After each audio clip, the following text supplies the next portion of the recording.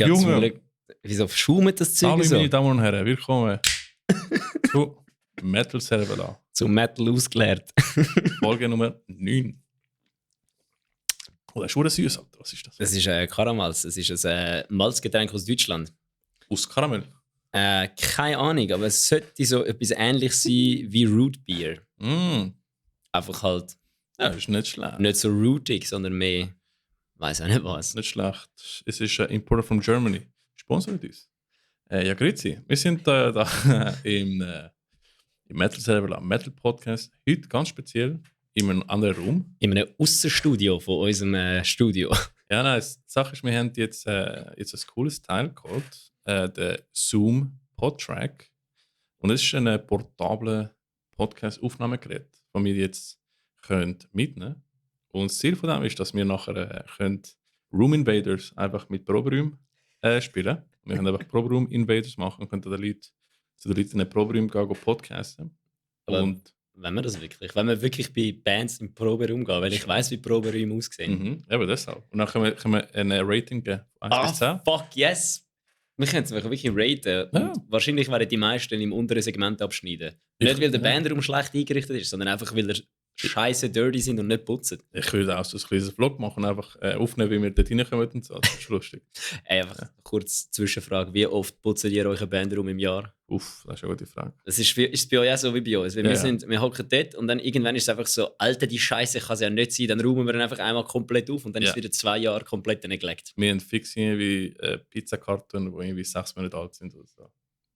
Gut, dann sieht es überall gleich aus. Wir wissen, wie Bandräume aussehen, von dem her lasst uns in euch rein und überzeugen euch vom Gegenteil.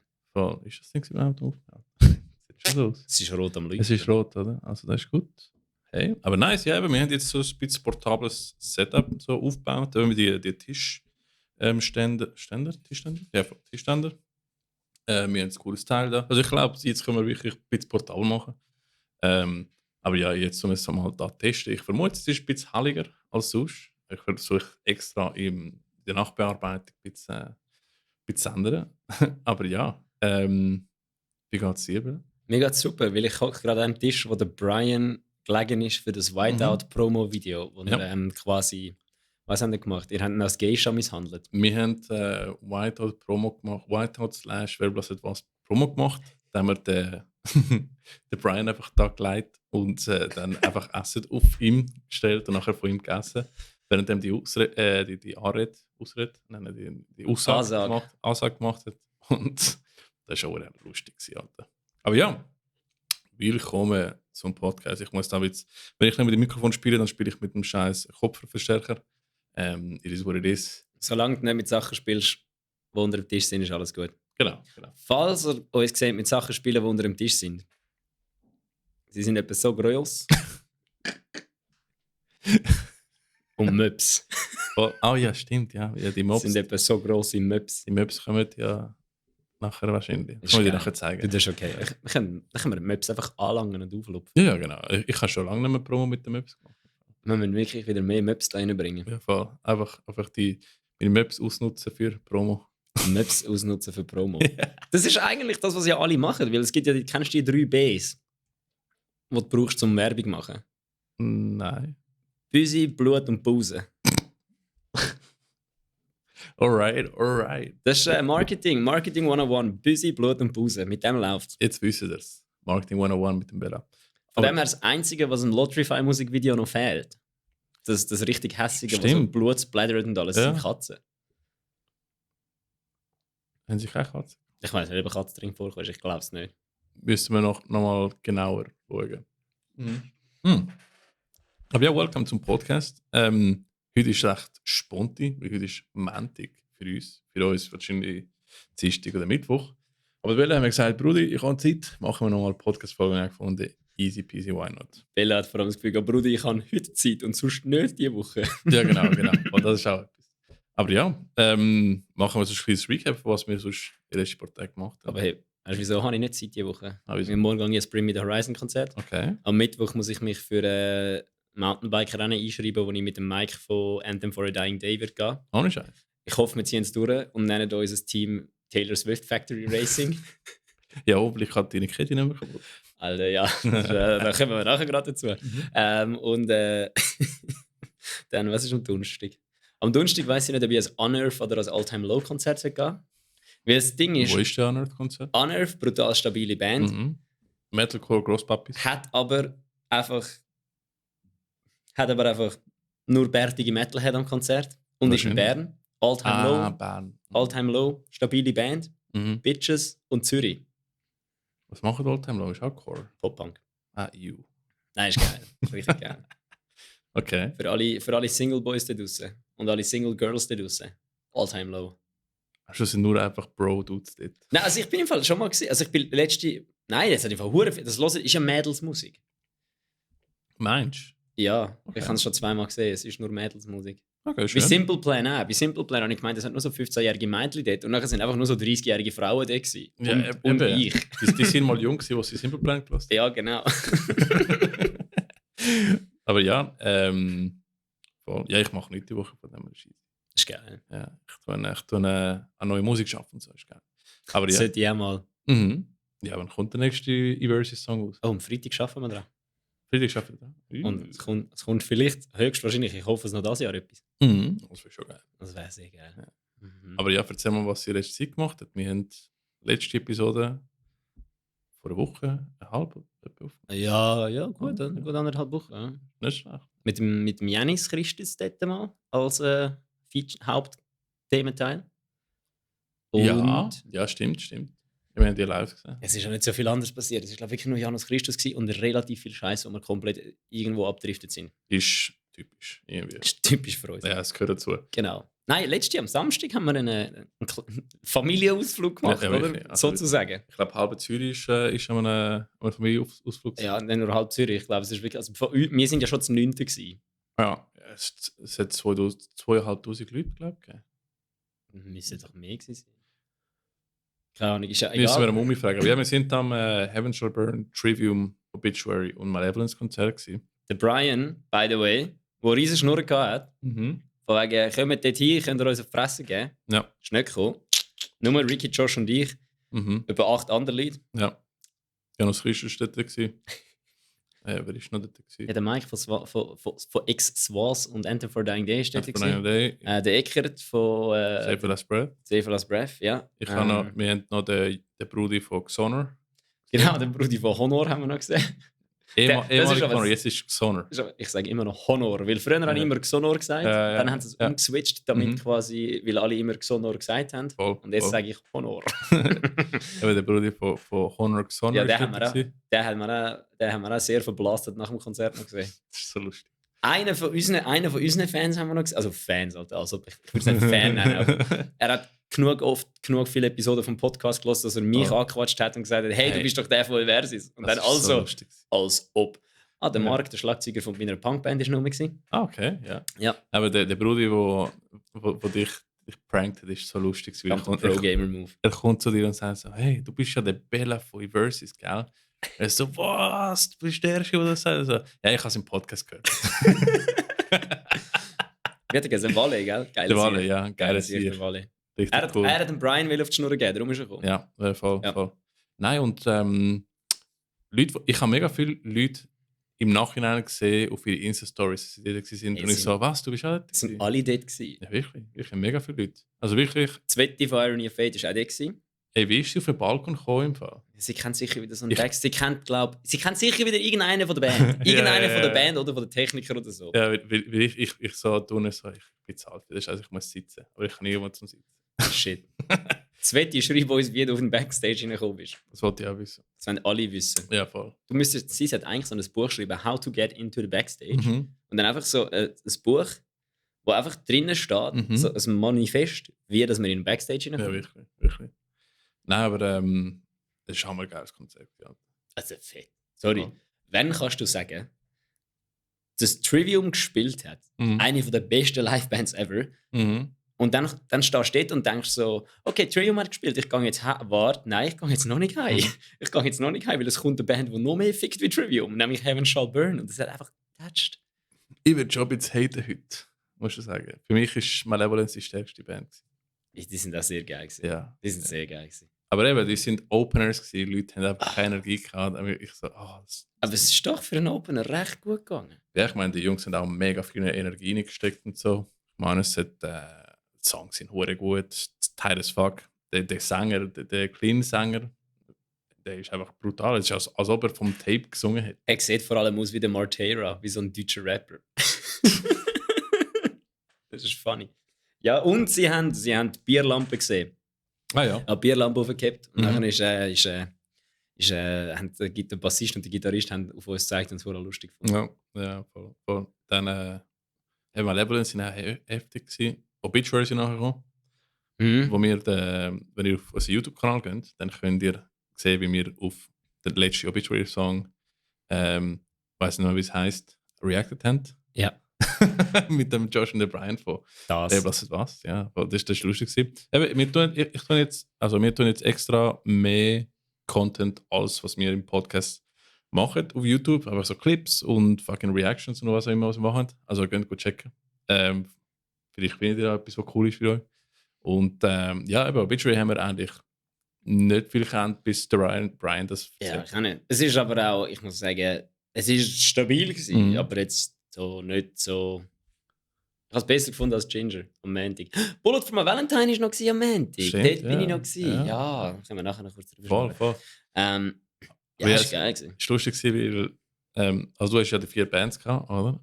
Und das Durchschnittsalter ist einfach voll überall gewesen, irgendwie. Also du hast sehr junge Leute gehabt, sehr alte Leute gehabt, sehr mittel. Also es ist wirklich, Obituary sind halt Death Metal von den 80ern, oder?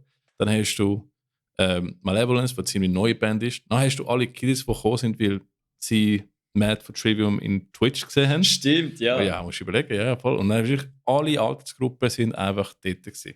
Und es ist so wirklich, du hast wirklich so wie der Grosspapi, der Papi und das Kind. Und dort. Das Durchschnittsalter war also etwa 45 gewesen. Wirklich? Also wirklich in der Mitte von der Gesellschaft. Voll, es war wirklich so ein Familiengefühl gewesen, irgendwie. Es war wirklich ein Familienfest gewesen. Wir sind da gewesen, es ist Musik gelaufen. Ausnahmslos alle sind betrunken gewesen. Ey, aber ein bisschen zu viel, Alter. Ich meine, ich bin im WC gegangen und ich so, weißt ich muss schiessen, oder? Und dann kommt jemand raus und der arme Sieg ist fast runtergefallen. Der hat nicht laufen. So, und ich so, yo, Gas. Crazy. Und ich so, Junge, es ist 8 Uhr am Abend. Ja, das ist so. Es hat so früh angefangen, dass der Mike und ich haben zwischen. Wir sind während Obituary mal aufs WC und dann, falls ihr euch fragt, wieso dass die einen Flyer dort unten auf dem WC verkehrt reingegangen sind, das sind nicht der Mike und ich gewesen. Was? Du hast den Flyer rausgenommen? Nein, das sind nicht der Mike und ich gewesen. Nicht ihr? Okay. Irgendjemand, während der Mike und ich auf dem WC waren, hat irgendjemand anders, nicht wir zwei, hat dort bei diesen Poster kannst du ja ich habe es gesehen, ich habe es nicht selber gemacht. Ja. Auf der Seite kannst du die Klappen aufmachen, Mhm. dann kannst du das Poster rausnehmen, dann kannst du es um 180 Grad kehren Ja. und dann kannst du es wieder zumachen. Ja. Und jemand, der wahrscheinlich nicht du warst, hat wahrscheinlich auch ein Konzertflyer von Eversys Save Us Breath und alles rein da. Stimmt, hast du das gesehen? Ja, das bin auch nicht ich gewesen. Nein, das habe ich nicht gesehen. Aber ja, irgendjemand hat, hast du es nicht gesehen, gell? Irgendwo habe ich mal gesehen, dass jemand so einen Flyer verkehrt umgekehrt hat. Das ist auch noch gut gewesen. Das ist im Fall eine Marketingstrategie, die wir herausgefunden haben. Weil der Demi von Save Us Breath hat gesagt, Dave und wir sollen Dings verkaufen. Also verteilen. Tickets verkaufen, Flyer verteilen. Und ich habe gedacht, ja, aber einfach nur Flyer verkaufen, verteilen, bringt ja nichts. Dann hat ja niemand etwas davon. Und dann haben wir eigentlich wollen quasi sagen, es gibt einen Gutscheincode, wenn sie jetzt gerade das Ticket kaufen. Ja, Marketing 101, oder? Aber das geht nicht. Weil Event-Team das irgendwie nicht anbringt oder Event-Frog. Dann haben wir einfach gesagt, jeder, der an diesem Abend von uns angequatscht worden ist und ein Ticket kauft, kommt ein Freibier rüber. Er muss einfach ein Foto mit mir und dem Eckert machen. Ja. Wie viele haben sie jetzt gemacht? Es sind etwa 12 Leute, glaube ich, am Schluss. Das ist nicht schlecht. 2 Tickets sind, glaube ich, verkauft worden, gerade am Abend. Und ja, das ist ein guter Ding. Wir haben einfach Leute angequatscht. Ich habe es wirklich gemerkt, wir haben einfach wieder Leute angequatscht an Konzert. Weil die sind eigentlich meistens, wenn du nicht Illuminium bist, mega nicht gegen dich. Oh, ja, du bist auch aus Natur her Verkäufer im Fall. Muss ich sagen, ja. Oh, look, that's ein Mops. Hello Mops. Das ist das. Das ist zwischen meinen Beinen. Oh. Nein, und eben, dann haben wir gedacht, wirklich, wenn ihr wollt, dass die Leute etwas machen, musst du ihnen einen Vorteil bringen.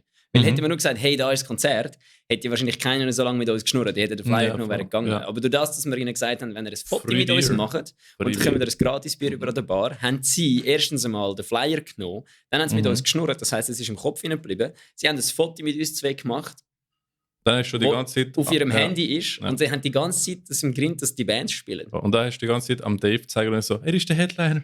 Ja, genau. Und ich habe gesagt, dass der Dave der Headliner ist. Ist ja, Safer als Breath ist der Headliner. Ja, voll. Und Dave so, hey. Gar keinen Bock gehabt. Ja. By the way, es hat noch eine kam mit violetten Haaren. Schreib uns, wir würden dem Dave seine Nattelnummer geben, wenn sie willst. Er weiß es nicht, aber ist ja egal. Gut, dann machst du indirekt einen Wingman. Weißt du, was gut dann ist? Ein Metal-Konzert. Du hast violette Haare gehabt. Kannst du uns die Nummer geben, dann geben wir sie dem Dave weiter. Ja, voll. Weißt du, wie viele Leute haben violette Haare am Metal-Konzert? Mega. 4. Mindestens 4. Naja, mindestens. Das ist egal. Voll. Nein, aber ihr habt sehr gutes Marketing gemacht. Es war sehr lustig zu sehen, wie ihr das gemacht habt.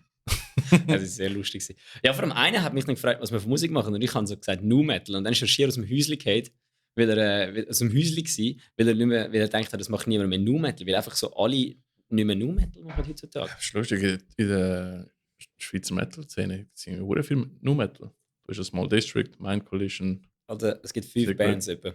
But Small District, Mind Collision, Secret, Eversis, Kids in Cages ist Rap Rock. Und ich habe das leichteste. Ja gut, das ist das Gleiche. Das ist das Gleiche. Ja, kannst du nicht reinnehmen, ist gut. Voll. Was haben wir? AAE Wanderers macht auch.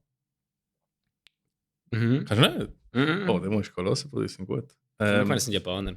Oder Onerus. Ja, der Name sagt mir. Ich sage immer Wanderers. Ist so wie der Toys R Us. Ich denke einfach immer an Toys R Us und dann sage ich einfach Wanderers. Okay, also was ist Onerus. Die? Wanderers?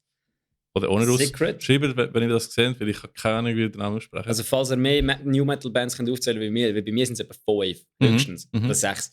Secret, Mind Collision, Freezes Dana sind die 2 grossen. Freezes Dana, Small District, Eversis, Wanderers. Mind Collision Secret hast du schon gesagt. Am Anfang. Und nachher gibt es...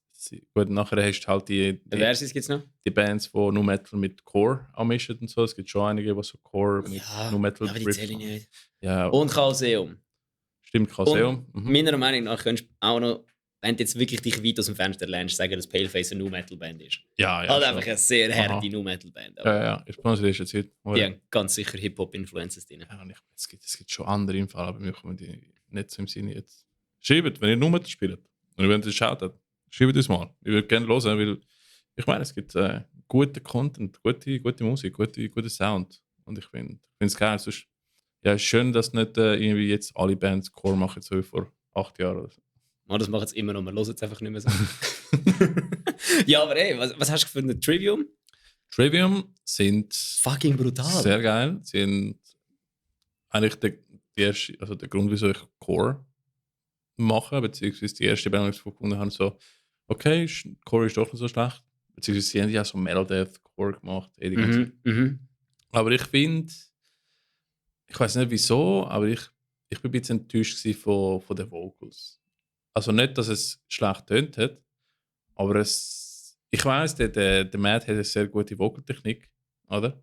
Aber dafür hat es ein bisschen so tönt, als ob er am Rehearsen wäre und nicht in einem Konzert. Weißt du, was ich meine? Boah, okay. Ich weiß nicht. Ich habe das Gefühl, gerade die Vocals sind hure brutal. Also, außer sie sind mega leise gemischt. Das sind sie. Sie sind auch bei Heaven Shall Burn sau leislich. Okay. Dann ich habe das Gefühl, gerade die Vocals sind leislich. Aber das ist liegt vielleicht einfach daran, weil in der Hall einfach hure guter Sound ist generell und darum musst du die Vocals nicht so laut machen, dass sie alles übertönen, dass du sie hörst. Weil normalerweise sind einfach die Vocals so präsent, weil sie einfach über alles drüber müssen. Ja.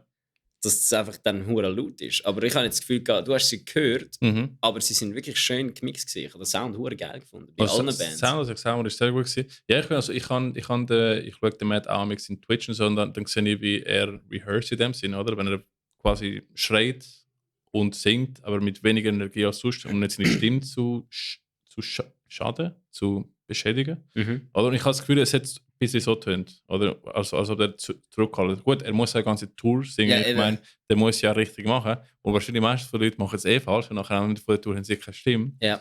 Aber irgendwie ist es nicht so gepackt, wie wenn ich alte Live-Videos gesehen habe, wo er jung war und seine Stimme einfach zerstört hat. Weißt du, ja, aber ich habe das Gefühl, es ist fucking heftig gewesen, weil es einfach, also es ist rein musikalisch, technisch, muss ich sagen, habe ich sie viel brutaler gefunden als Heaven Shall Burn.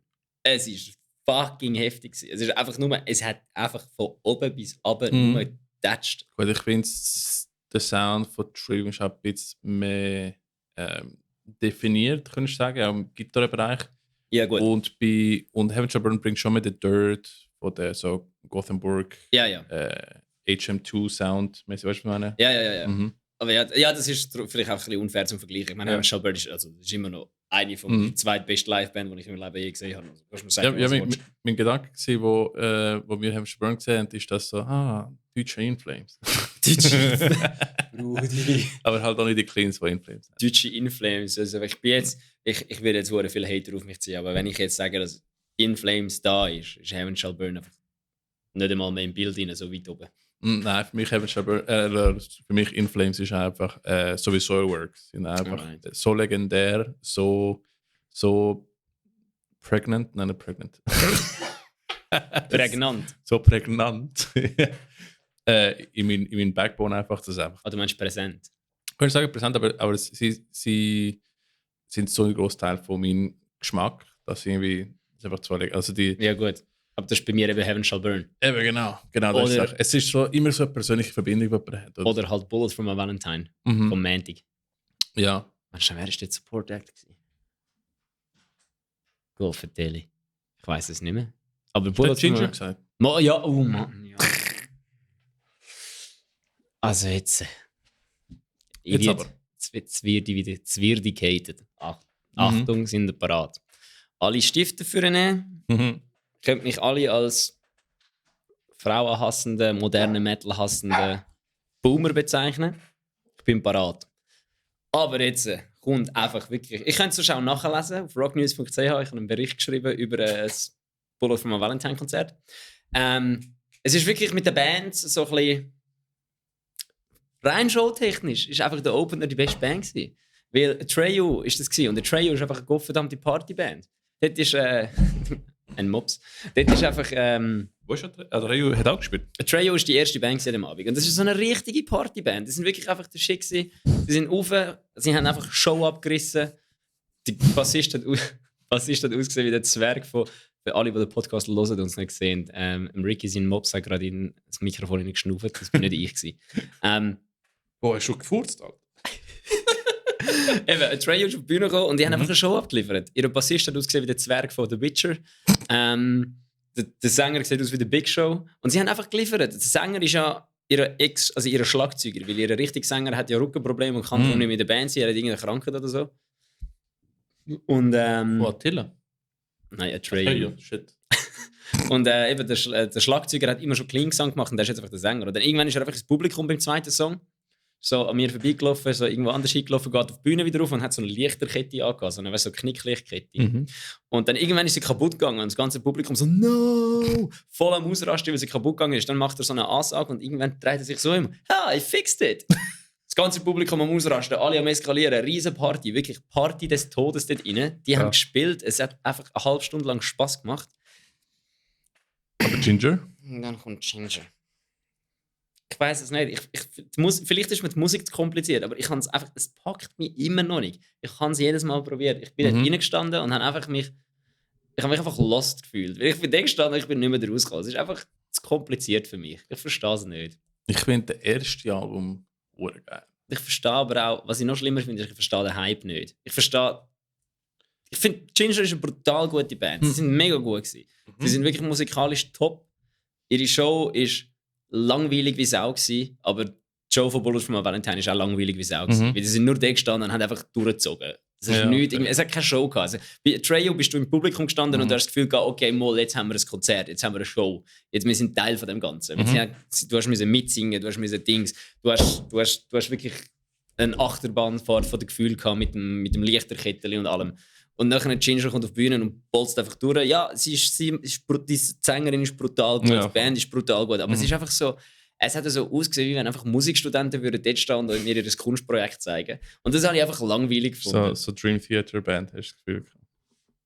Ja, es ist ja das moderne Dream Theater. Es ist einfach Prog. Es ist Prog. Also es ist Prog. Und ich bin wirklich da gestanden und einfach so das Gefühl gehabt, so, das sind wirklich so Leute, die mir unter die Nase reiben, dass ich nichts von Musik verstehe. Und ich bin auch jetzt noch der Meinung, dass die meisten Leute, die Ginger hören, das einfach machen, dass sie behaupten können, sie sind im Fall voll dafür, dass Frauen auch im Metal etwas machen sollten. Gewagte Aussage von mir, ich weiss. Aber weißt du, oder dass sie einfach sagen können, schau jetzt, ich verstehe komplizierte Musik. Du wirst es nicht verstehen. Das ist halt nicht das ist nur für etablierte Leute. Das ist genauso wie Craft Beer, wie all die huren Hipster, die einfach IPAs saufen. So richtig grusige Bier trinken, aber nachher sagen sie einfach, ja, weißt du, wirst es nicht verstehen. Du musst zuerst einen Kurs gemacht haben, um zu wissen, was gutes Bier ist. Nein, ich glaube, das erste Album von denen ist wirklich explodiert, besonders mit der Live-Session von Song. Ja, okay, das war aber fett gewesen. Aber dort sind einfach mal sind alle mal ins Loch gefallen, weil eine Frau tönt hat wie Tatjana. Ja, genau. Sie hat einfach so einen krassen Range. Das ist am Anfang so wie, what the fuck, Alter. Okay, und so gute Cleans noch dazu und so. Ja, aber das ist krass, das ist aber auch live gut. Ich sage nicht, dass die Musik schlecht ist. Ich sage aber, ich verstehe sie nicht. Man könnte sagen, ist in dem Moment einfach It-Factor gewesen. Oder und nachher hast du mal gesehen und so. Und findest so, Also ich muss ehrlich sagen, die letzten paar Songs rausgehauen haben mich nicht weggerührt, sagen wir so, wie das erste Album. Oder? Ja, live habe ich sie nur einmal gesehen mit Irony of Fate, lustigerweise. Ja, im Stimmt, die haben ja zusammen gespielt. Ja. Oh mein Gott. So 2018 oder so. Gut, jetzt darf ich meine Storys, die ich erzählen nicht erzählen. Ich erzähle es dann nachher. Okay. Machen wir dann von unserem OnlyFans-Account. Okay, super. Wir können einen OnlyFans-Account machen, wo wir alle Storys, die wir nicht erzählen können, ja. Weil Leute aus der Szene könnten irgendwie in ein falsches Licht stellen. Ja. Auf unserem OnlyFans machen. Ja, voll. Ja, können wir machen. Marketing. Nein, ja, es ist ein bisschen. Es ist einfach. Also vielleicht liegt es einfach daran, wenn eine Musik mehr als 3 Jahre gehört hat und keiner gegen den Staat schreit, komme ich einfach nicht mehr raus. Ja, bei dir passt. Ich bin halt ein kleiner Punk, Alter. Ja. Und dann Bullet for my Valentine ist einfach so, du merkst wirklich, die Band muss sich keine Mühe mehr geben. Sie muss sich keine Mühe mehr geben, die Band. Das Problem, also nicht das Problem, sie sind immer, ich liebe den. Das Ding ist einfach, ich habe immer gesagt, Sveti und ich haben uns ein bisschen zu sehr auf das Konzert gehypt, weil wir beide ein bisschen auf dem Matt Tuck stehen, also der Sänger von Bullet for my Valentine, weil er ist ja hot wie Sau. Sagen, was du willst. Und wenn du dich so anschaust, wirst du einfach instant ein bisschen weich in die Knie. Und es ist halt einfach so, die Band muss sich keine Mühe geben. Sie ist brutal gut live. Sie ist brutal gut. Sie ist eine brutal gute Band. Sie schreibt brutal gute Songs. Sie können brutal gut singen. Sie spielen ihre Instrumente perfekt. Und genau das war es. Sie sind wie jedes Mal auf die Bühne gekommen, haben ihr Ding durchgezogen, einfach zusammen, wir sind Bullet for my Valentine. Wir spielen jetzt Tears so Fall und ihr werdet es alle lieben. Und wir sind da gestanden, ich habe es geliebt, ich liebe es immer noch. Aber es ist einfach die beste Show vom Abend war Trio gewesen. Ja. Nein, ich muss schon sagen, aber da kommen wir wieder auf die eigene Erfahrung, wo man sammelt. Ich habe einfach Bullet vom Anfang an irgendwie gehatet. Einfach weil ich von der Thrash Metal rausgekommen bin, so, was ist das für ein Scheiß? Aber das ist geil, mittlerweile hat es hure viel so alte Säcke, die früher Bullet for my Valentine ganz sicher gehatet haben, die dort stehen und es hören. Sie sind wirklich eine brutal solide Metal-Band. Es ist eine solide Band, absolut. Aber es ist einfach damit, weißt du, der 13-jährige Hass. Ja, genau. Das ist nicht ja, genau, bei dir ist der 13-jährige Hass und bei mir ist der 13-jährige, oh mein Gott, das ist die beste Band, die ich je gehört habe. Das ist nicht Metal. Death Angel ist Metal, weißt du, was ich meine? Ja! Nein, wirklich, es war geil. Es war ein gutes Konzert. Bullet for my Valentine war gut. Aber halt einfach wirklich so, ja, es ist showmäßig ein bisschen langweilig. Aber es ist Bullet for my Valentine. Ja, eben, also, das ist, weiß auch nicht, es tut mir so leid, dass ich so muss haten wegen dem Konzert. Ich habe so gefunden, Malevolence war mein Highlight und nachher ist mir so wie, Also es war schon geil gewesen. Ich habe aber keine richtige Connection mit Heaven Shall Burn. Oder? Also ich kenne den bekanntesten Song von denen, weil der ist ein Cover. Und der Rest der Songs haben für mich einfach gleich getönt, weil ich brauche immer die Dynamik von den Clean Vocals, die Shouts, Lead, Gitarre, weißt. Trivium machen es recht gut. Also Trivium war fake gewesen. Aber sie haben zu viel, also ja gut, ich bin auch so ein fucking Boomer-Hater, Alter, weil für mich ist irgendwie für Für mich ist In Waves immer noch neu. Weißt du, ich meine, ich kann gerne all diese Songs. Ja, In Waves ist immer noch ein Strife, Alter. Ja, ab In Waves habe ich mich ausgeschaltet, komplett. Ich wollte Requiem los, ich wollte Ascendancy hören, ich wollte die Classics hören. Alter. Und nachher irgendwie mehr als die Hälfte sind neue Songs. Homeboy, du musst mal Sever the Hand hören, Bro. Der Song wird dich von ihnen wieder überzeugen. Der hat einen Breakdown drin, was einfach tönt, als ob es mit einem fucking Holzhäcksler in den Wald gehen und Bäume fällen. Ah, wohl, der Album von 2020. Das Rote mit dem komischen Schlangen, irgendetwas drauf. Also, der Album sind 2021 rausgekommen haben, oder? Ich weiß es nicht, kann sein. Es ist einer von denen, wo recht thrashig wurde. Ja. Der ist geil. Den habe ich gelost, aber den Rest habe ich habe mich einfach ausklingt, einfach viel fucking Hater-Boomer, Alter. Es ist wirklich schlimm, es ist so wie, in dem Moment so, gefällt mir nicht. Es hat jetzt eigentlich auch so getönt, als ob ich Bullets für Valentine scheiße gefunden habe, aber ich habe es geliebt, ich liebe Bullets für Valentine. Ich bin einfach enttäuscht von Matt Tuck persönlich, weil sie sind einfach wirklich keine interessante Liveband zum Schauen. Aber wenn du halt jeden Song kannst mitsingen und einfach jeden Song so dieses 13-jährige Herzchen höher schlagen lässt, dann du musst dir keine Mühe mehr geben, weil alle dort rein lieben sie sowieso. Die können dann machen, was sie wollen. Es ist auch so, wenn du irgendwie gehst mit der Erwartung und mit der Liebe für die Band und fühlst irgendwie nicht das, was du hast erwartet. Ich habe genau das erwartet. Aber zum Beispiel, jetzt, wenn ich vergleiche Trivium, jetzt, wenn ich gesehen habe, es hat mich viel mehr gepackt, als ich Trivium mit Killswitch Engage und SLA Dying gesehen habe, irgendwie 2014 oder so.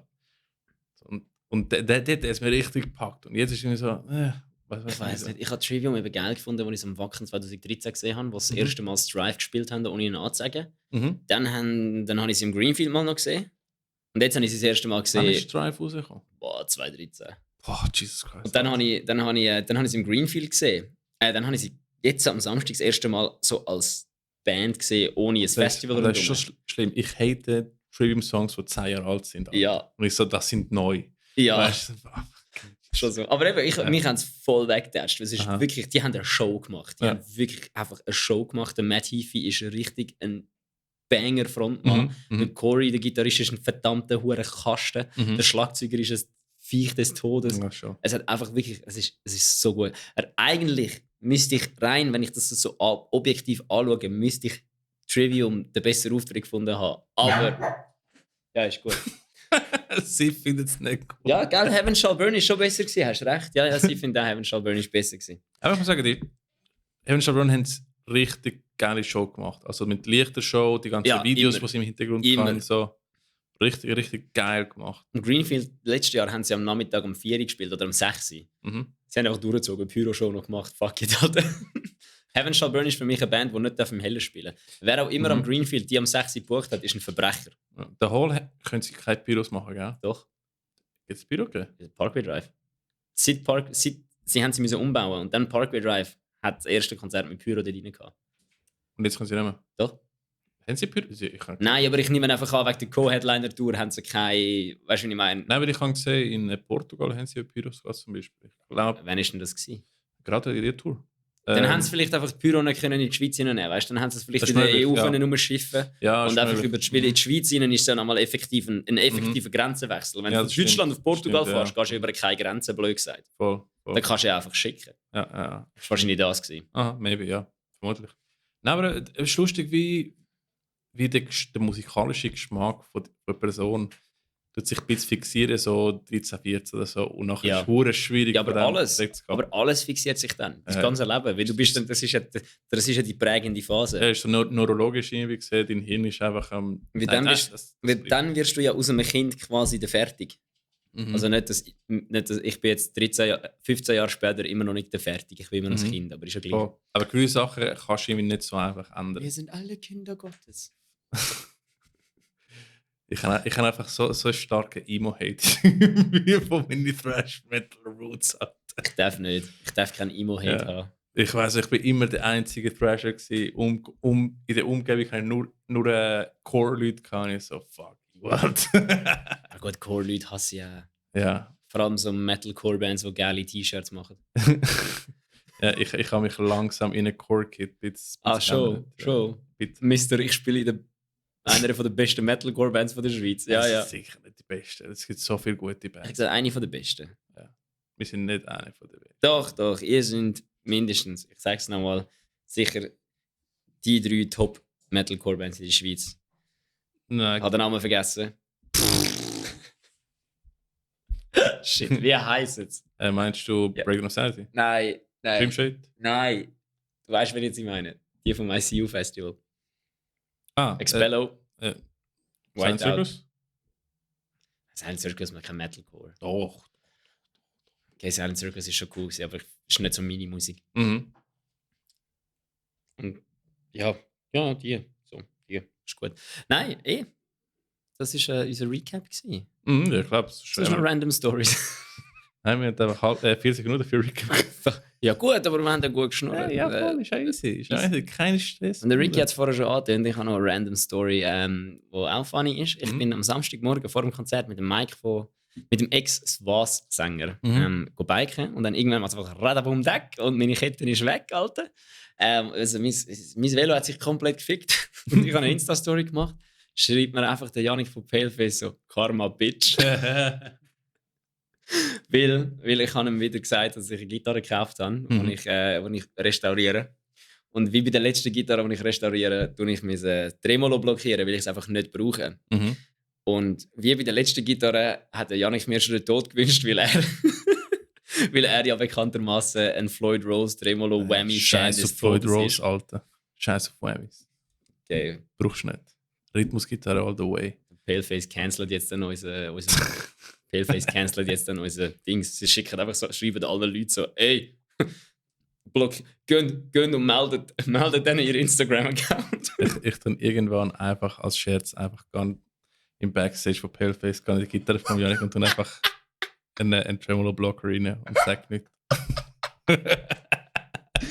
Das ist geil. Weißt du wie? Dann haben wir noch gesagt, ich wollte einen P90 reinmachen und muss darum Cavity für den Pickup ausfräsen. Und er so, ich hoffe, auf einen Fräsestich. Ja, das war ein bisschen weiss gewesen. Aber ja. Du? Was haben wir da? Was haben wir da geschrieben? Ich weiss nicht, haben wir so schnell? Wir haben geschrieben, Janik hates Bella. Ja, das haben wir gehabt. Dann hast du ein G geschrieben. Ja, G. Voll. Janik ist ein G. Das ist ein G, Bruder. Ja, dann Ja. kommen wir zu den News, Dann kommen wir zu den News. oder? Ja, The News? voll. The News! Schau da. Metal Servola, breaking news.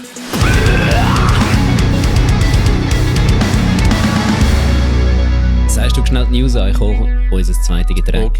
Okay, gut. Ja, wir haben sehr coole News. Beziehungsweise, das ist auch News für Leute, die in Bands spielen. Weil ich finde das wichtig. Und amigs wirklich übersehen, wenn es so coole Contests oder Möglichkeiten für lokale Bands gibt. Und deshalb wollte ich heute die News sagen. Beziehungsweise es handelt sich um einen Contest. Beziehungsweise könntest du Contest sagen. Es ist irgendwo, wo man sich bewerben kann. Und ich muss jetzt den Link finden. Weil in April ist der Impericon 2023 Festival in Zürich.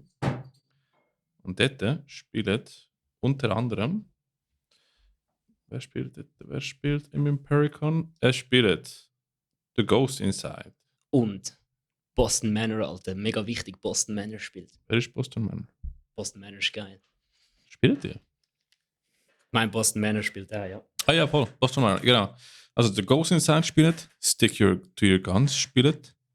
Aber man muss mal schauen, was Zürich-Bands zeigen. Voll The Ghost Inside. Also nochmal. Es ist je nach. Es ist nach jedem Land verschieden, genau. Hello. Bisschen näher.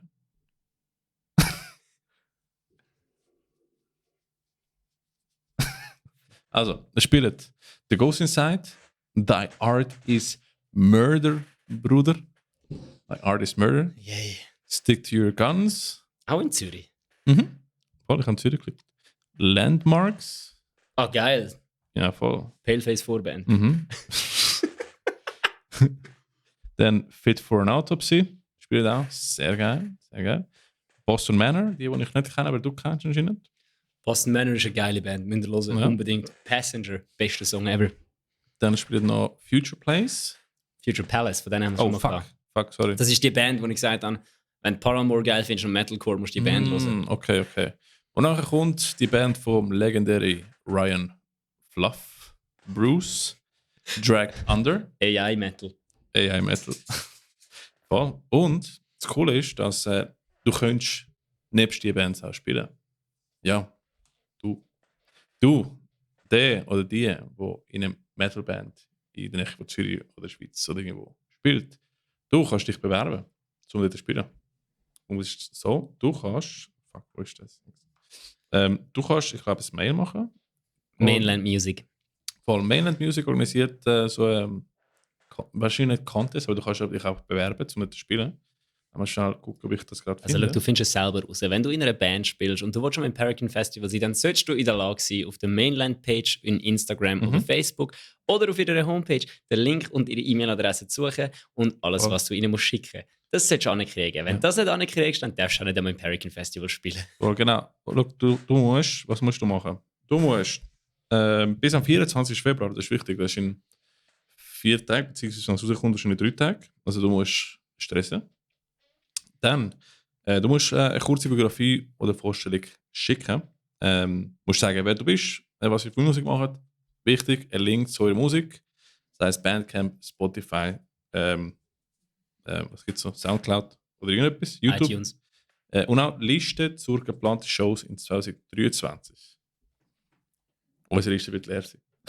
Unsere Liste ist schon leer.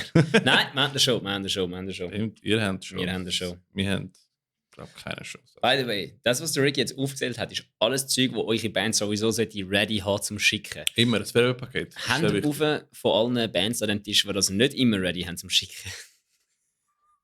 Nein, wir haben zum Glück den Mike, der das alles sehr schön organisiert. Ja, wir haben es also halb, wir haben einigermaßen alles. Nein, es ist schon sehr wichtig. Du musst es ja immer ein bisschen anpassen, das ist, was wir noch nicht haben. Du musst es immer ein bisschen anpassen. Du kannst es nicht einfach rausschicken, direkt straight up. Aber du müsstest es eigentlich parat haben, um zu wissen, wenigstens, was es ist. Das hat auch einen Namen, es ist nicht ein Werbepaket. Es ist ein...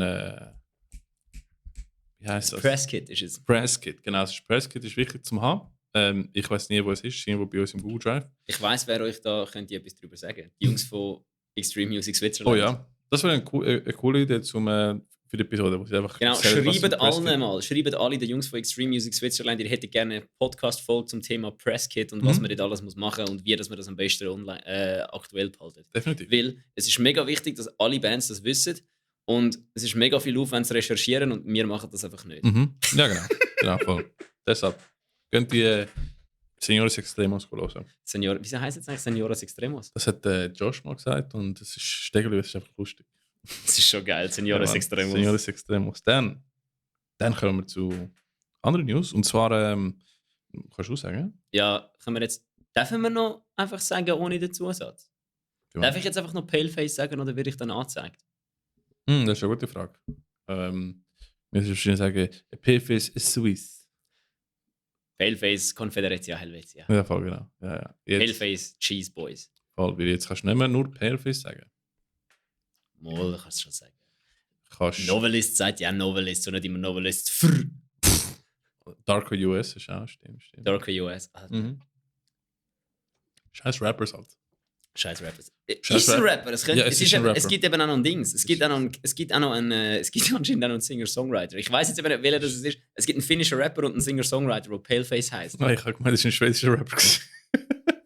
Dann habe ich einfach 2 Storys gemischt und einfach etwas da. Ja, entweder es ist also beide. Auf jeden Fall Paleface heißt jetzt Paleface Swiss und nicht mehr Paleface. Aber stell dir vor, ein Singer-Songwriter Auto Paleface. Ja, ich glaube, das ist, also der Mike von Anthem for a Dying Day hat gesagt, sag ich eben glaube der. Weil beim ersten Release, wo Paleface gemacht hat, ist es anscheinend bei dem auf der Page gelandet. Wie lustig. Stell dir mal vor, du bist so Fan von so einem Singer-Songwriter und dann kommt so, oh cool, neues Material. Oh. Wieso heißt das Curse Us? What the fuck? Wieso ist das so ein böses Albumcover?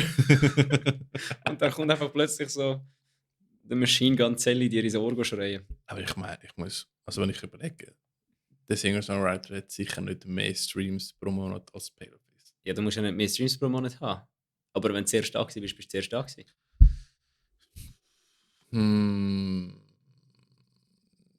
Ja. Ich weiss es ja nicht, wie das läuft mit so einem Namensstreit und so. Aber du kannst ja nicht einfach. Also weißt du, wenn jetzt quasi ich so viel Geld hätte wie McDonalds, könnte ich ja nicht einfach eine Firma gründen und sie Starbucks nennen. Und dann nur weil meine Firma grösser ist, ist McDonald's grösser als Starbucks. Ein dummes Beispiel. Also, nur weil ich jetzt quasi, sagen wir ich bin McDonald's.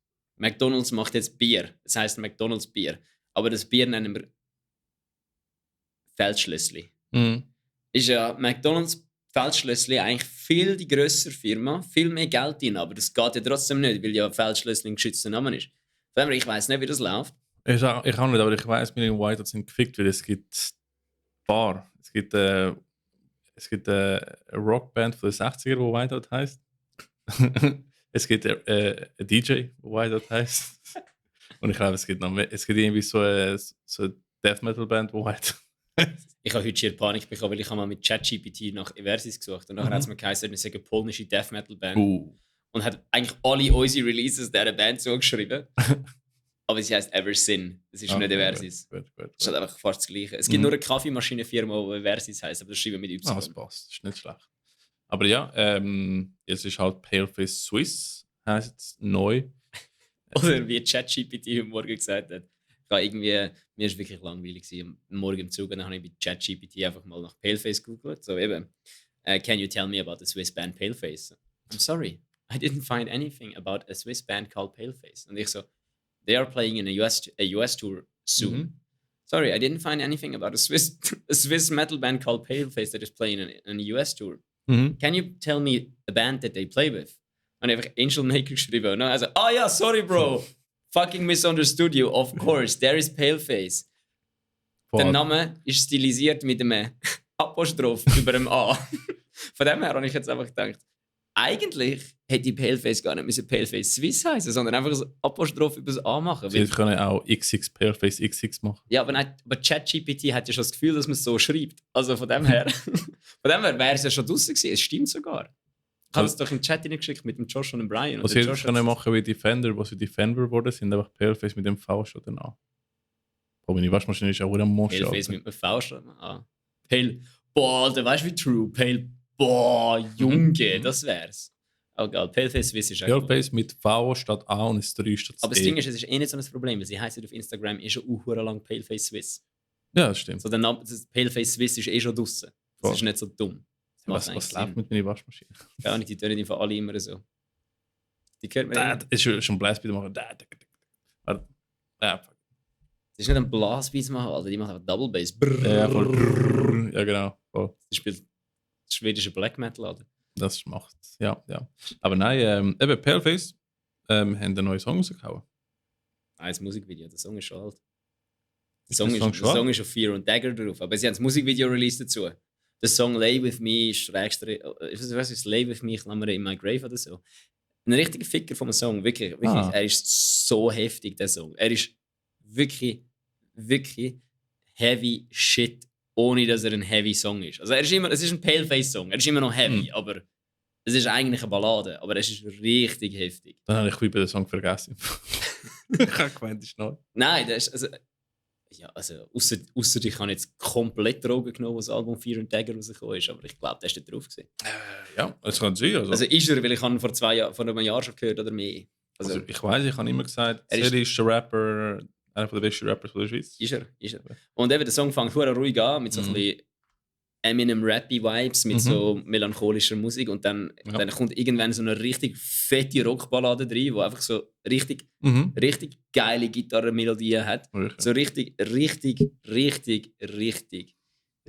schön düster, sad und traurig. Ah doch, das stimmt. Und nachher hat es natürlich einen Breakdown drin. Und es ist wirklich einfach ein richtig geiler Song und das Musikvideo ist auch gut geworden. Das ist geil, ja, voll richtig gut, richtig cinematografisch. Ich habe vergessen, es waren 16 Songs in die CD. Jesus. Sorry, man, Fear and Dagger ist eines der besten Metal-Alben, die in den letzten Jahren rausgekommen ist.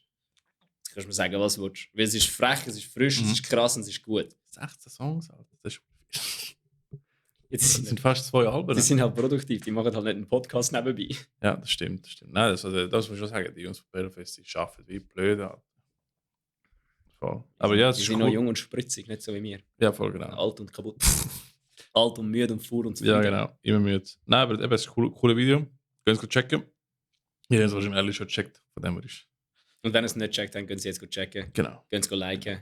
Tun Sie eure Favoriten-Playlist rein. Machen alle die coole Sachen. Und was ich als nächstes Nächstes bringe... nehme ich für dich, wenn du willst. Ja, nimm. Top. Was der Freitag rauskommt, was mich sehr freut, weil es meiner Meinung nach eine der besten Metalcore-Bands der Schweiz ist.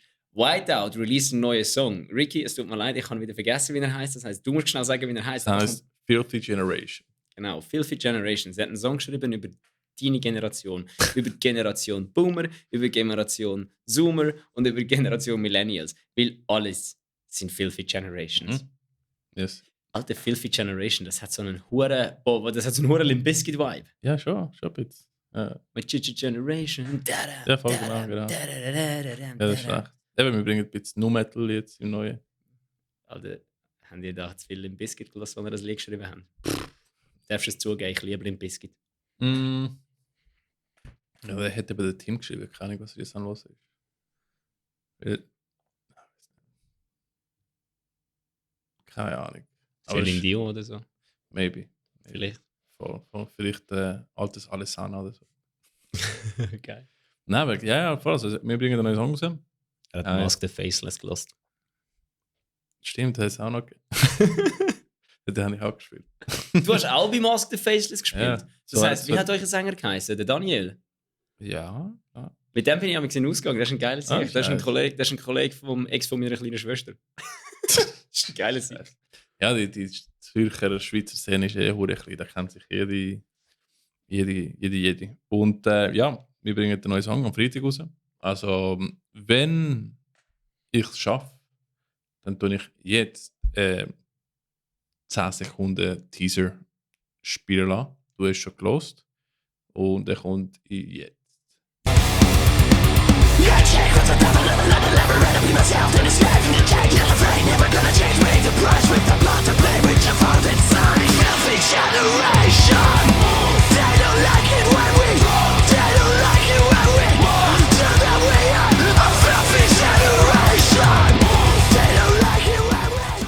Und jetzt hast du den gehört. Boah, Alter, das ist einfach hure geil gewesen. Es ist jetzt noch viel geiler gewesen, wie du mir ihn vorher nicht gezeigt hast. Ja, sag ich doch. Voll. Und eben, der kommt jetzt am Freitag. Also, wenn wir ein Pre-Save-Link haben, dann tue ich es in den Comments überall hinterlegen. Und ja, ganz groß. Es würde mich mega freuen, wenn ihr auch eure Meinung zu dem schickt. Ich tue es nachher im Metal Servola Page oder Instagram teilen, wenn es rauskommt. Ich würde mich mega freuen auf euer Feedback und hoffentlich gefällt es euch auch. Ich finde, es ist cool. Geht jetzt, wenn ihr den Spotify-Podcast hört, bei Spotify oder bei welchem Dienst auch immer, geht zu Whiteout, abonniert, macht das Notifikationsding rein, weil sonst verpasst ihr das. Und ich habe den Song vorhin gehört, er ist wirklich geil. Er ist richtig geil. Ja, ich bin wirklich sehr gespannt. Jetzt sind wir mega produktiv hier mit Whiteout. Wie der Brian würde sagen, gespannt wie eine Seilbahn. Gespannt wie eine Seilbahn. Ja. Nein, ist lustig. Jetzt haben wir den Song, den wir raushauen. Wir haben einen anderen auf dem Weg. Wir haben einen zweiten Song, den wir am Erarbeiten sind in der Probe. Richtig produktiv. Das ist nicht schlecht. So, schaffen. Ihr auch am Schreiben? Ja, wir sind eigentlich auch richtig produktiv. Es ist einfach das Problem mit. Es ist halt einfach, weil der Domi ist Pfleger, Timo ist Veranstaltungstechniker. Die haben einfach so keine flexible Arbeitszeiten. Oder sie haben eben flexible Arbeit, das ist ja wieder Scheiß. Sie haben keine 9-to-5s. Es ist wirklich schwierig, dort irgendwie Überschneidungen zu finden mit dem Zeitplan. Aber wir probieren es anzubringen. Wir haben. Ich kann es dir ja schon zeigen. Ja? Wir haben 3 Songs in der Startliste. 2 davon haben wir schon mal live. Einen davon haben wir schon mal live gespielt. Ja. Am Dropout Kings Konzert haben wir ihn, glaube ich, gespielt. Okay. Ja, am Dropout Kings Konzert haben wir den einen gespielt. Jetzt hätte ich ihren Namen gesagt. Mach ich nicht. Finden wir dann raus. Gut. Ja. Easy. Haben wir mal weitergehen mit den Concerts. Voll. Kannst du mal das erste Konzert sagen? Geil. Ruined. Das ist doch Dings. Das ist der eine, der früher bei White Dog Suicide war. Der Sänger? Ja, das ist, glaube ich, der Ex-Gitarrist von White Dog Suicide. Das habe ich nicht gewusst. Dann Anger Management. Voll. Ja, das ist Shit.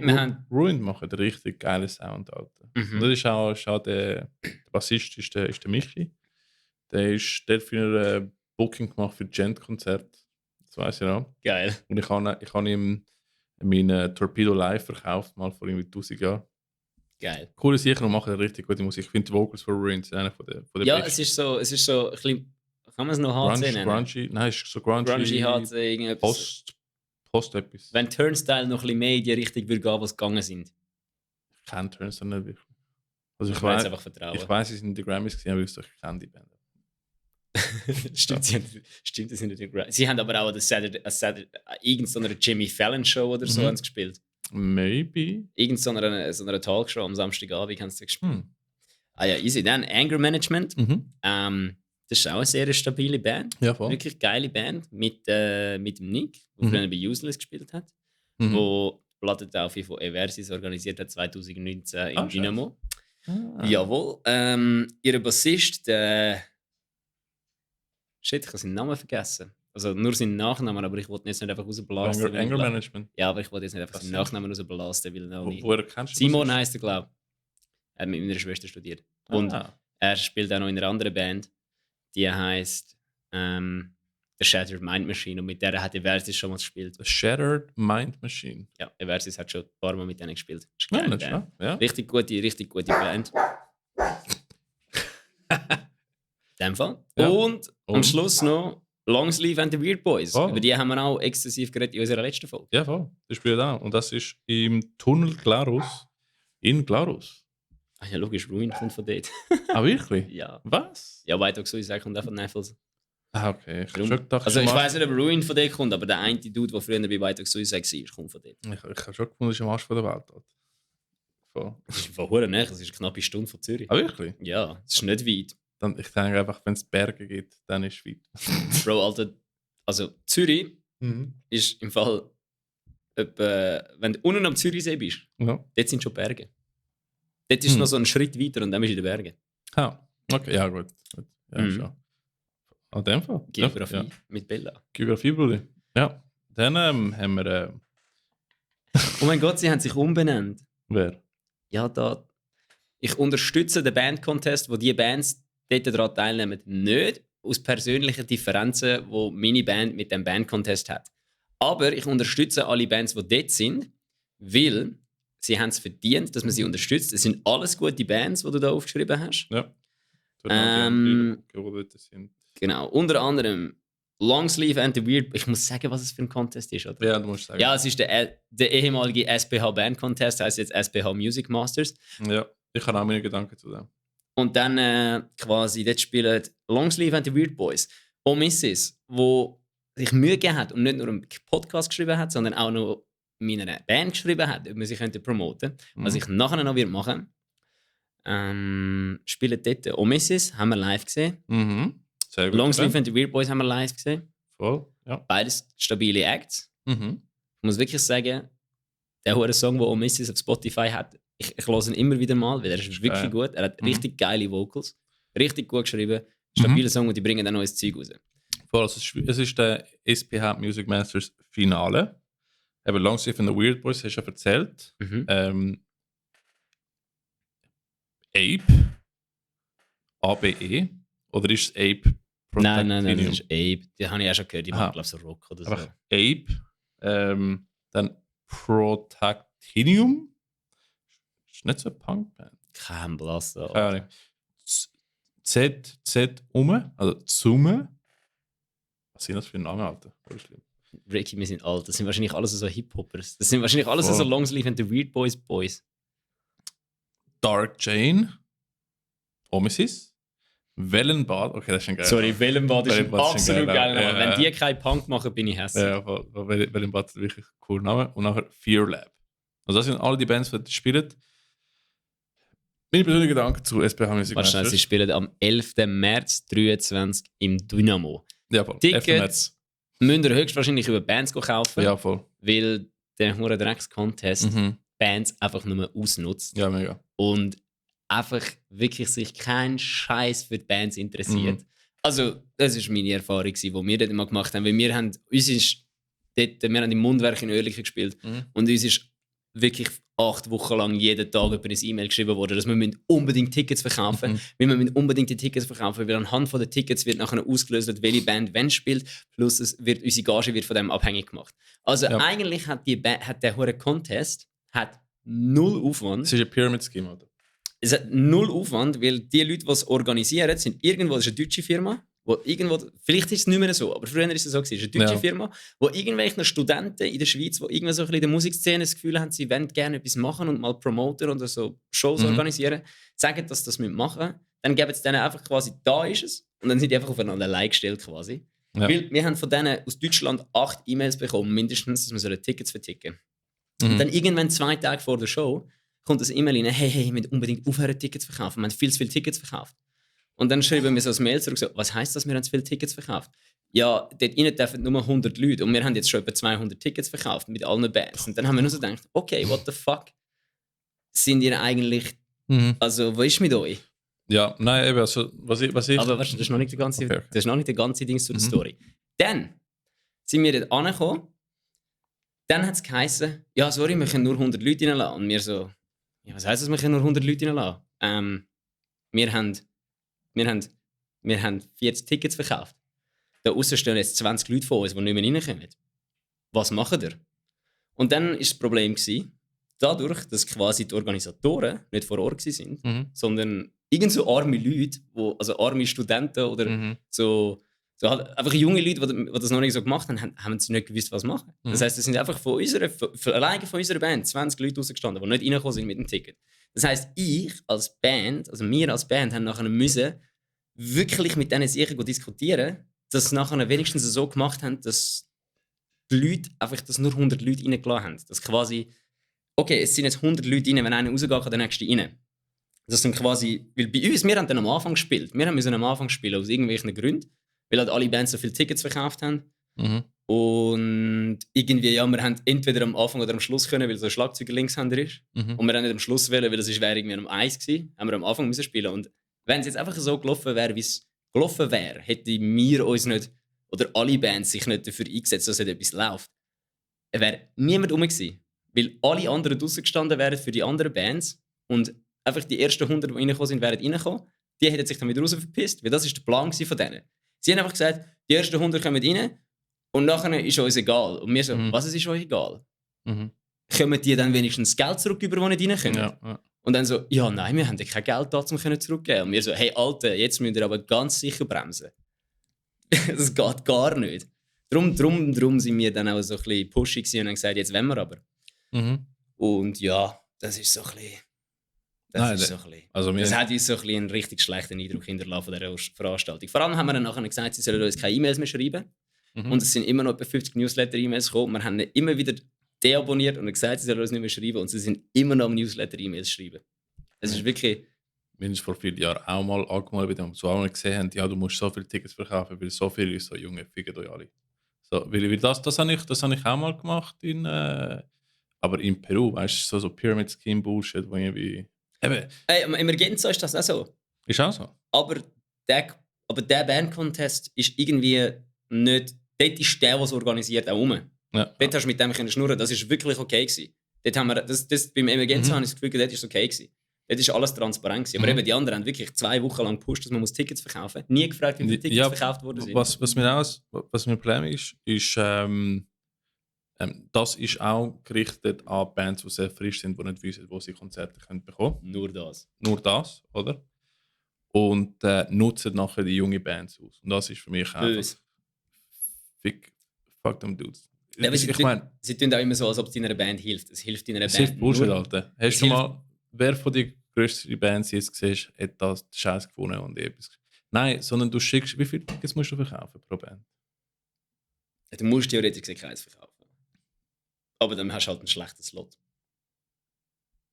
Hast du noch kein Minimum, das du musst verkaufen musst, um dort zu spielen? Ich glaube nicht. Also ich weiß es nicht mehr, es ist schon ein Zeitchen her. Ja. Okay, aber ja, ich meine, bekommst du keine 50 Tickets oder so und musst an 30 Stutz verkaufen. Das war so gewesen. Jede Band hat 100 Tickets bekommen zum Verkaufen. Okay. In einer Location, wo 100 Leute reinkommen. Noch schlimmer, 100 Tickets, bekommst du 100 Tickets... Genau, das ist, du hast dann die 100 Tickets müssen abkaufen.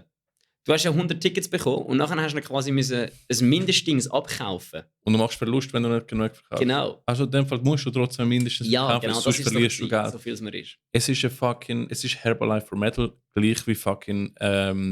Illuminium. California Condor heisst es jetzt. Wie der Josh sie schon genannt hat, California Condoms. Und das macht mich so hässlich, weil nachher gehst du als junge Band und nachher wer kauft die Tickets? Sind deine Eltern, deine Großeltern, deine Onkel, deine Kollegen, Eltern von Kollegen? Und ich meine, als junger Musiker, du willst einfach können spielen. Oder ich meine, nachher kommen so fucking Arschlöcher und tun dich ausnutzen. Oder? Und das finde ich so kacke. Ja, vor allem, was ich auch geil gefunden habe, ist immer gewesen, dann kommen jetzt und dann geben sie dir immer Feedback. Und eins von den Feedbacks ist so, hey Jungs, mega gute Show, super gewesen, hure geil, es hat richtig gefaggot. Es ist hure abgegangen. Und dann kommt so eine Bewertung rein und denkst so, ja, aber Bro, wieso haben wir jetzt so eine schlechte Bewertung bekommen, wenn wir Huren abgegangen sind? So, was ist, wenn wir jetzt das Publikum mitgezogen haben? Dann hast du wirklich gesagt, wir sind die, die das Publikum am meisten mitgenommen haben und alles. Und dann kommt schon eine richtig schlechte Bewertung über. Ich habe immer das Gefühl, es war, weil wir ein bisschen Druck gemacht haben, dass sie jetzt sich in den Arsch ficken und einfach mal vorwärts machen und ganz sicher nicht irgendwelchen Leuten kein Geld zurückgeben, wenn sie das Geld zurückgeben, wenn sie nicht reinkommen. Aber ja, du nein, das kackt mir wirklich, das macht mich richtig hässlich. Aber deshalb finde ich zum Beispiel Orte wie der Ebri so wertvoll, weil weißt, und jetzt Ebri-Konzerte, oder? Das, was sie jetzt machen, weil dort kannst du als eine neue Band spielen, oder? Oder in andere Locations, wo so, könntest du sagen, so ein bisschen Open Mic mit, also ja. Sehr, sehr, ich meine, welche andere Locations machen so Zeugs? Ich meine, im Werk und so kommt vielleicht auch mit Piccadilly und so. Ja, das Werk ist vor der Tür. Ja, das Werk 21 ist vor der Tür. Also wir haben, ich weiß nicht, wie viel wir gezahlt haben an unserer Plattentaufe. Und am Samstag das Konzert von Safer als Breath mit uns wird auch, das wird sau viel kosten. Für das ein Jugendhaus ist, weißt du, was ich meine? Ja, gut, das stimmt. Für das ein Jugendhaus ist und eigentlich das Kulturförderungsding ist es viel zu teuer. Ja, ich meine, wenn es Mainland oder Good News Planet oder so. Planet 5 machen auch. Ja. Zum Teil, du hast ein paar Orte, wo auch dich entgegenkommen in dem Sinne. Ich weiss zum Beispiel. Das Kiff ist, glaube ich, im Fall auch noch ganz okay. Weil ich weiss zum Beispiel, Industrie I45 in Zug, ich weiss, dass sie das machen, dass, hey, wenn du nicht schaffst, genug zu verkaufen, du machst einen Deal, sodass du keinen Verlust machst, oder? Und so Zeugs, wo euch junge Bookers und junge Bands und Leute, die ein Konzert organisieren, helfen. Und da finde ich, der Ebri ist einfach der Nummer 1 in dem. Und deshalb ist so eine kulturführende Ort. Ebri ist der Shit. Es ist ein Hammer. Wir hassen es einfach. Also wir hassen es, aber wir lieben es. Es ist eine Hassliebe. Ich meine, das ist so deine erste Battleground, in dem Sinne, oder? Wo du deinen Sound bastelst und findest, was eine Live-Show ist, oder? Und dass nachher fucking Arschlöcher wie fucking SPH-Bullshit kommen und es ist am Schluss einfach eine Geldmacherei, die du mit dem Traum von jungen Leuten machst, oder? Ja, genau. Und das ist und du musst überlegen, das ist deine erste Begegnung mit der Musikindustrie. Music Business, oder? Und dann merkst du ja, dann sind alle einfach so Arschlöcher. Aber es ist ja so, also sorry, die Musikindustrie ist einfach also es sind ja alle in der Musikindustrie sind sich darüber am Aufregen, dass jetzt alles mittlerweile wieder mehr DIY wird. Aber dann ist einfach so die Frage, so, wieso wird es wieder mehr DIY? Ja. Weil die Leute in der Musikindustrie nichts anderes machen, wie die Leute in jeder anderen Industrie. Sie wollen einfach nur Geld mit dir machen. Ja. Und deshalb, irgendwann würde ich schon gerne irgendwie so Metal Server Contest machen oder so etwas. Weißt du, mit jungen Bands so, weißt du? Im Ebri. Wir können es auch im Ebri machen. Wir können oder wir können zum Beispiel irgendwann vielleicht mal eine Location holen und irgendwie junge Bands. Das wäre schon cool. Aber ja, sonst nicht so viel fucking Bullshit, SPH, Music Masters, Bullshit. Aber das ist das Schlimme. Das ist das Schlimmste an dieser ganzen Musikindustrie-Scheiße. Es fängt schon bei den Kleinen an. Es ist ja nicht so, dass du quasi musst ein grosser Act sein, um ausgenommen zu werden.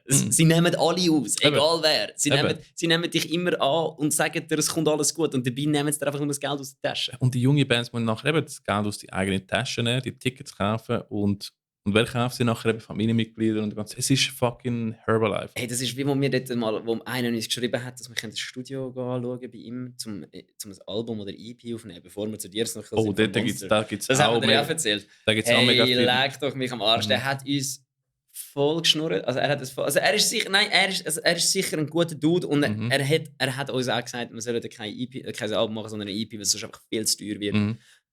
Aber gleich. Wir sind zu dem Zeitpunkt wir wären zu dem Zeitpunkt nicht ready gewesen, um bei dem Sieg aufzunehmen. Gar nicht. Absolut nicht. Wirklich nicht. Und man hätte wirklich viel mehr gezahlt wie beim Ricky und es wäre nicht besser rausgekommen wie beim Ricky. Das gibt auch viele Leute, die einfach als Producer sind, wie Leute ausnutzen in dem Sinne. Oder sagen so, die versprechen dir die ganze Welt, oder? Nachher gehst du, dann kommst du das Produkt und ich so, the fuck? Ja, das ist das. Eben, das ist so, ja, ich meine einfach so. Also, wie viele Stories hast du schon gehört von Bands, die irgendwie so zwischen 10.000 und 20.000 Stutz für Recordings ausgegeben haben? Viel. Und dann hörst du die Recordings und denkst so, ja, es tönt audiotechnisch wirklich gut. Mhm.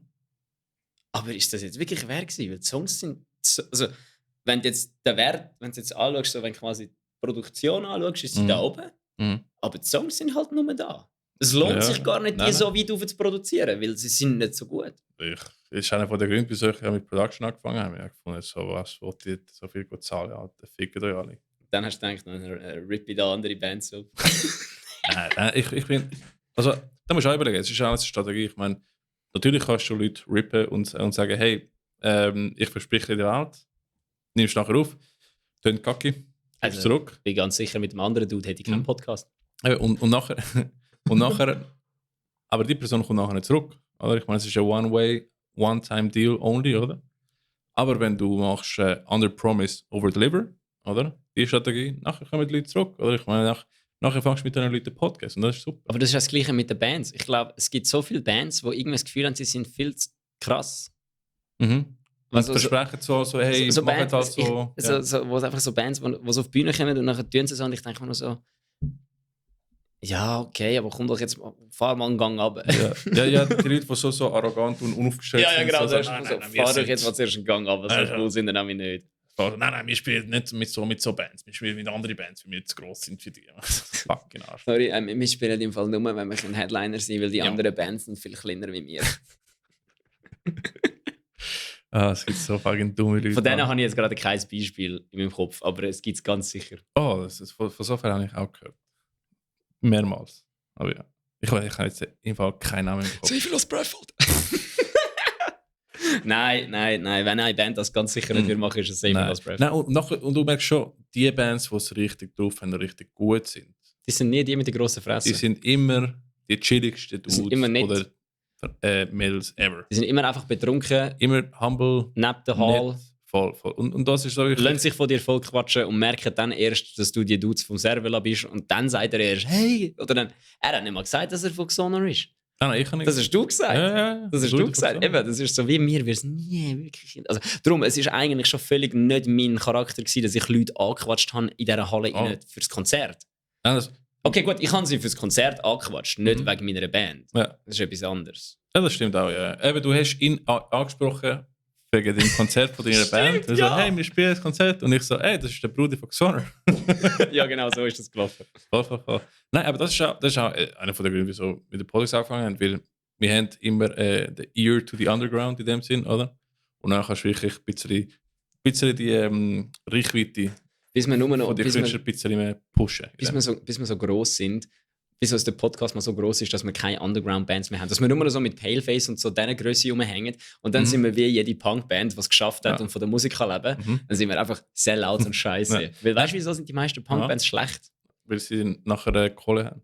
Ja, aber das ist so, das tönt immer so blöd, aber das macht Sinn, weil die Band Adam Angst ist so eine deutsche Punkband, die ist richtig geil. Dann haben sie den Sänger mal gefragt, wieso dass sie die Musik eigentlich nicht, das ist ein Hobby, wie bei Heaven Shall Burn. Heaven Shall Burn ist keine Berufsband. Der Sänger ist Pfleger, der Gitarrist ist Jurist, der Schlagzeuger ist Lehrer und der Bassist ist, glaube ich, Musiklehrer oder so. Und nachher haben sie ihn eben auch gefragt, wieso der Sänger von Adam Angst, wieso dass die Band nicht, wieso dass er nicht Berufsmusiker sei. Und dann sagt er, wenn er Berufsmusiker wäre, dann würde er einfach das Reale verlieren. Weil der Grund, wieso dass seine Musik so einen wahren, also seine Musik, Adam Angst ist eine hässige, ist wirklich, also nicht hässige Musik, sondern einfach Texte sind so richtig so aus tiefstem Herzen hässig. So, du merkst den Mensch, der Text ist geschrieben, weil dort irgendjemand sich über etwas aufgeregt hat. Und das passiert nur, wenn du ein richtiges Leben lebst. Sobald du einfach... Darum sind auch Bands, wenn sie ein bisschen älter werden, werden sie ein bisschen gesättigter. Weil ich merke es ja bei mir. Früher, als ich 20 war, ich kann wählen, das ist scheiße, das ist scheiße, das ist scheiße. Mittlerweile bin ich recht zufrieden. Ich bin eine recht zufriedene Person und ich bin so faul geworden. Ja, nein, ich finde schon immer Zeug zu mich aufregen. Ja, ich finde auch Zeug zu mich aufregen, aber das Ding ist, es ist so wie... fuck it. So, früher habe ich dann einfach gerade einen Songtext drüber geschrieben und ich habe mich dann aber auch so, 2 Tage daran aufgehängt. Aber wenn du einfach so, ich bin mittlerweile einfach wirklich, ich habe einen coolen Job, ich habe coole Hobbys, ich habe eine gute Wohnung. Ich bin wirklich einfach zufrieden. Und ich merke, wie ich durch das unproduktiver bin wie früher. Nachher gehst du einfach Obst kaufen und zahlst nicht 100 Stutz. Ja, du gehst genau, ich gehe jetzt posten und kochen am Freitagabend etwas. Ich habe nicht mehr das Gefühl, als ich die Schule wo wir an der Diplomfeier von der Schule waren, bin ich nachher da gewesen, und dann sind die 20-Jährigen, haben sich einfach Schnaps hintergejätet. Und dann kommt irgendwann so der Dings zu mir, so der Kollege, der 44 ist, der auch die Schule gemacht hat, mit uns so, und Silvan, wie fühlst du dich so? Und ich so, keine Ahnung, ich könnte jetzt heimgehen. Ich würde nichts verpassen, wenn ich jetzt heimgehe. Und dann hat er gesagt, jawohl, so ist es mir auch gegangen. Und dann habe ich ihn bekommen. Und ich so, ja, nein, das ist bei mir, glaube ich, schon noch ein bisschen weiter weg. Aber weißt du, wie ich meine? Es ist wirklich so, ich bin mittlerweile zufrieden. Ich habe nicht mehr Angst, dass ich etwas verpasse, wenn ich etwas nicht mache. Und darum sind wir nicht mehr produktiv. Du musst dich du darfst nicht zufrieden sein. Nein, man findet immer Zeugs, um sich aufzuregen. Ja, aber das Ding ist, weißt, wenn du generell zufrieden, wenn du zufrieden bist als Mensch, regst du dich schon noch über etwas aus. Aber es ist nicht mehr, es spornt dich nicht mehr so an. Wenn du generell unzufrieden bist, willst du irgendetwas machen, du willst irgendetwas ändern. Weißt? Also nicht, dass ich unzufrieden gewesen wäre, aber so als Teenager bist du immer ein bisschen dabei. Es ist der Teen-Angst. Also du bist immer ein bisschen musst immer etwas machen, du hast immer das Gefühl, du verpasst etwas. Es ist so existential genau, du hast immer das Gefühl, du könntest etwas verpassen. Du hast immer das Gefühl, wenn ich jetzt nicht mit denen in den Ausgang gehe, dann kann ich es verpassen. Das ist FOMO. Fear of missing out. Ja, aber es ist alles zusammen das Gleiche. Es geht mir nicht um die einzelne Sache, aber du hast immer das Gefühl, du verpasst etwas. Du musst jetzt etwas machen. Das hast du irgendwie nicht mehr, wenn du zufrieden bist. Das sagen ja englisch sprechende Leute, Angst. Es ist nicht Angst, es ist Angst. Ja. Es ist das ja. Darum sind wir Boomer einfach, darum verstehen wir einfach nicht, wenn die Jugendlichen so hässlich sind. Aber ich sage dir, wenn wir genug Leute reinholen im Podcast, dann werden wir genau so. Nein. Wir können irgendwann wirklich etwas auf die Beine stellen für, also so wie contestmäßig für Band. Ja, ich habe ja Brian und Josh auch schon gesagt, sie sollen das Festival organisieren. Ja. Boah, dann können wir, weißt du, was wir dann machen? Dann können wir den Wer blastet was Battle machen. Ja. Den Metal Server Battle. Und jeder hat einen Champion. Und dann jeder hat einen Champion Band. Jeder den Champion und dann gibt es den fucking Clash of the Titans. Wer blastet was gegen gegen Metal Server. Champions von dem Battle gegen Champions von dem Battle. Die beste Band gegen die beste Band. Und dann hast du einfach so eins gegen eins. Also heisst, wir müssen die Community mehr pushen, mehr wachsen. Das wäre die beste Idee ever. Aber der einzige Scheiß ist, Whiteout oder Versus dürfen dann nicht mitmachen. Sonst wäre es unfair. Nein, voll. Nein, ich für uns, weil wir einfach wieder Nein, ich wollte irgendwann wirklich einfach so, dass wir Contest machen und es dürfen keine Bands geben, die über 20 Jahre alt sind. Ich habe die Idee. Whiteout und der Versus sind Support Acts. Ja, wir können supporten. Von den Champions. Ja, genau. Im Dings. Jawohl, wir haben es geregelt. Aber ich bin so, hey, Limited 20. Oder wir machen U20, U25. Du meinst Bandit? Ja? Oh, wir machen Kategorien. Ja. Ja, man, U20, U25, U30 und alles andere wird so. Wir machen Weight Classes, Brudi. Weight Classes, du weißt so. Beatdown. In der Beatdown-Kategorie. In der Black Metal-Kategorie. Nein, also ich finde, wir haben sehr viele gute Ideen und ich glaube, wenn wir mit dem Podcast irgendwelche Leute reinholen, die irgendwie Lust hätten, da mitzumachen. Oder falls du ein Promoter bist und irgendwo bei einer kleinen Agentur schaffst und das eine geile Idee findest und das Gefühl hast, du könntest jetzt uns ausnutzen, um mit deiner Agentur zu wachsen, wir sind da. Nein, aber das müssen wir erst machen, wenn wir wirklich ein bisschen die größere Community haben. Und Jesus Christ. Die Hunde sind so klein, aber verschrecken mich jedes Mal. Du meinst übermorgen?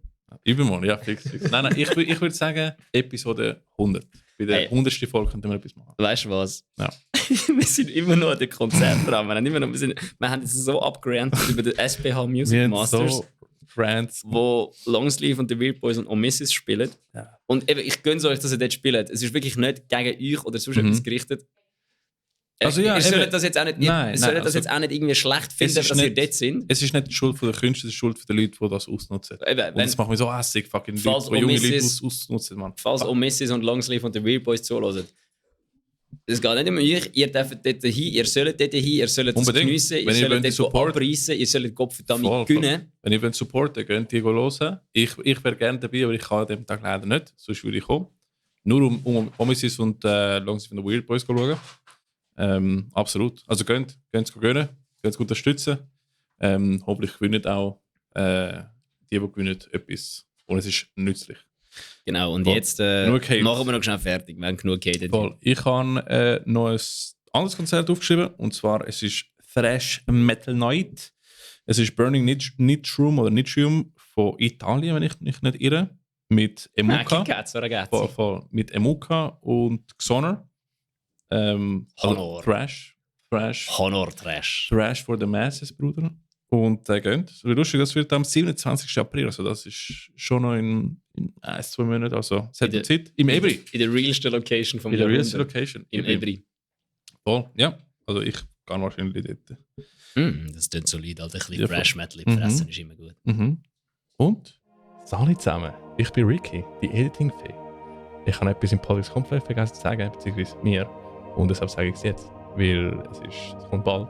Es gibt ein Konzert am 8. April 2023 oder? In der Kupferschmiede Langnau.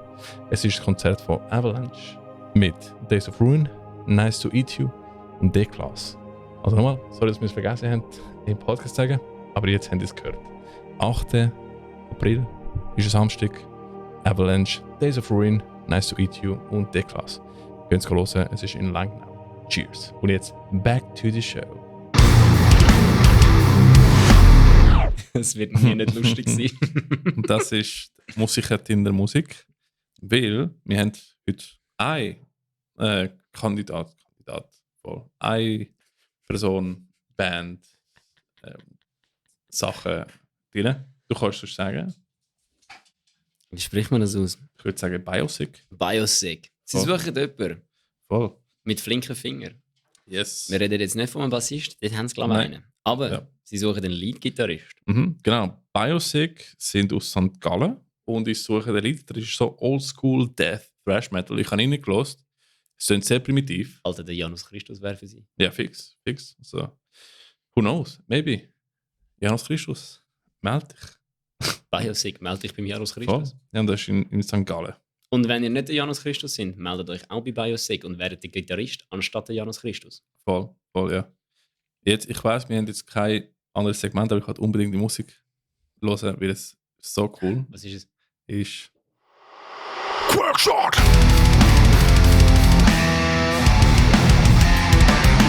Yeah! Fucking geil, Alter. Es tut mir so leid, dass wir Quickshot nicht machen können Darf mit ich noch zweiten. mal? Ja, okay, mach nochmal. Quackshot!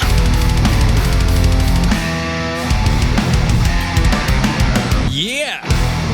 Fucking geil. Yeah! Ich habe gerade noch mal einen. Karamals oder Non? Ha? Non. Ja, bei mir 100%. auch. Immer. Ja, voll.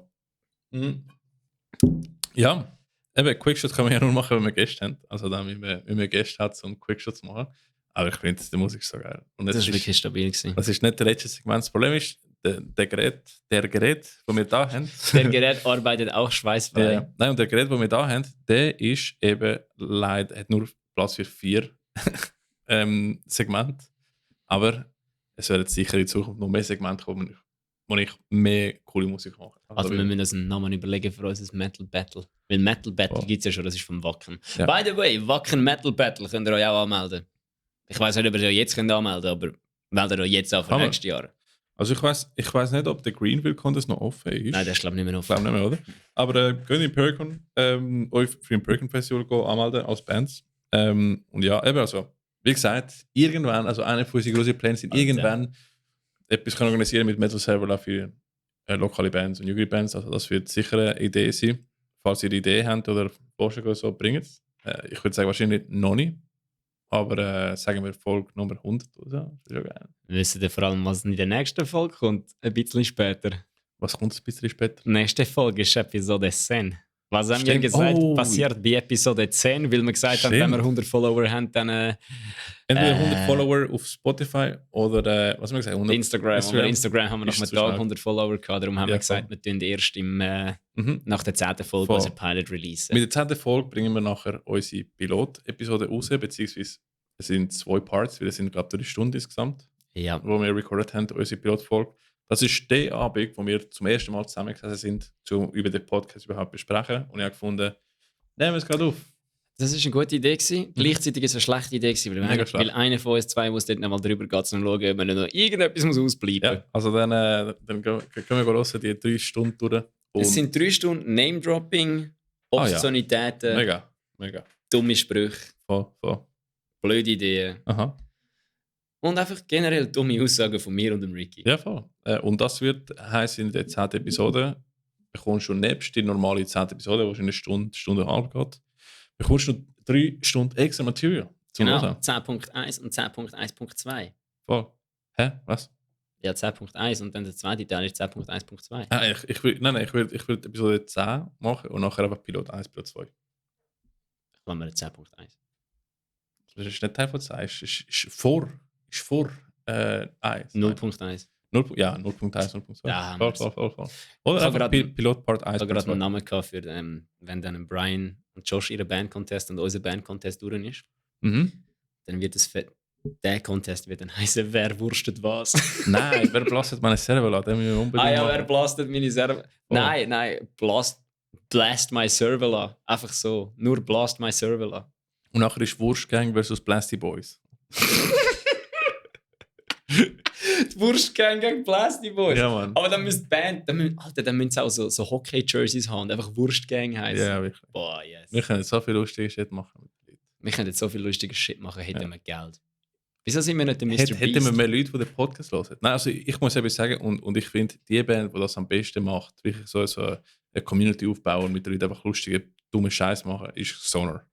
Weil Sonar haben jetzt am Wochenende eben einen Videodreh gemacht und ich habe Stories gesehen und es geht so verdammt. I Raise You Fluffy Machine.